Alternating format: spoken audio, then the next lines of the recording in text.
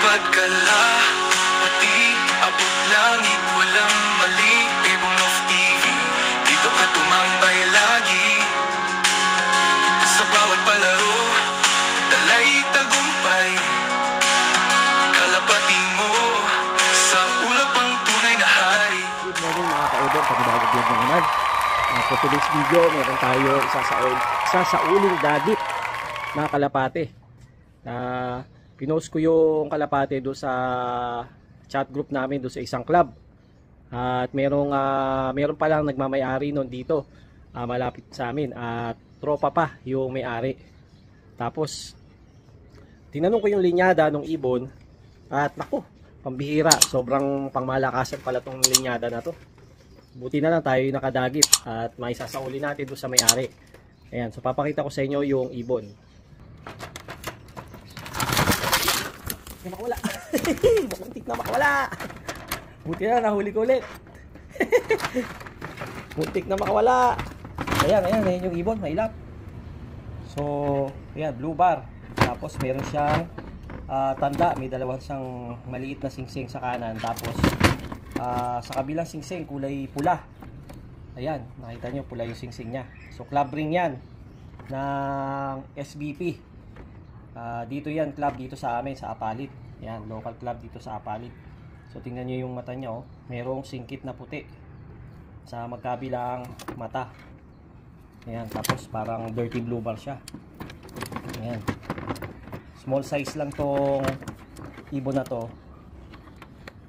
So, pero sabi ng tropa, matindi daw yung linyada, sinabi sa akin, no? So, ang linyada nung ibon ni Idol ay Ex Machina. Oh my God!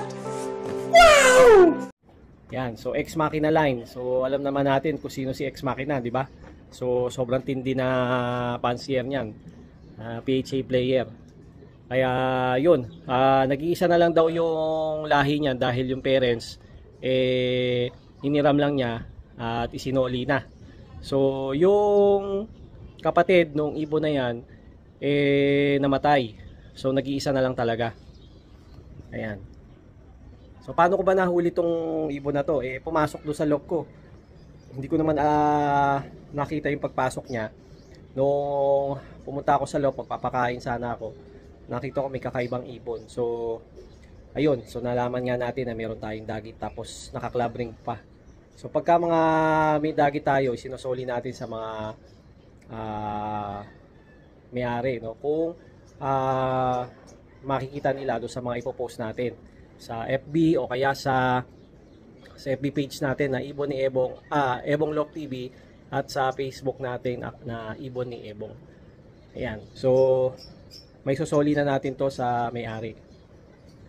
Tansya ko itong ibon na to, parang parang mahigit 1 month pa lang o pa 1 month pa lang kasi may dilaw-dilaw pa siya sa sa ulo.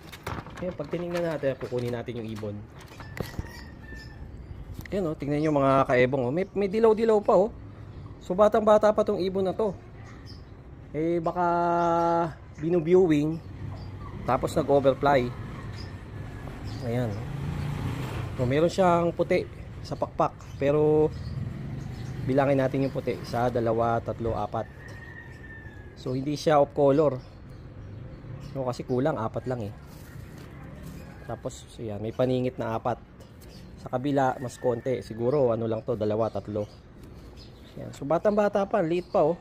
Ayun, oh, may dilaw-dilaw pa sa ulo. Oh. Yan. So pinakain na natin to, busog na siya. Yan, napakagandang ibon. Palagay ko hen. Yan, Ex Machina line. So inaantay lang natin si tropa na dumating dito sa bahay dahil susunduin niya na tong ibon. Ayan, napakaganda.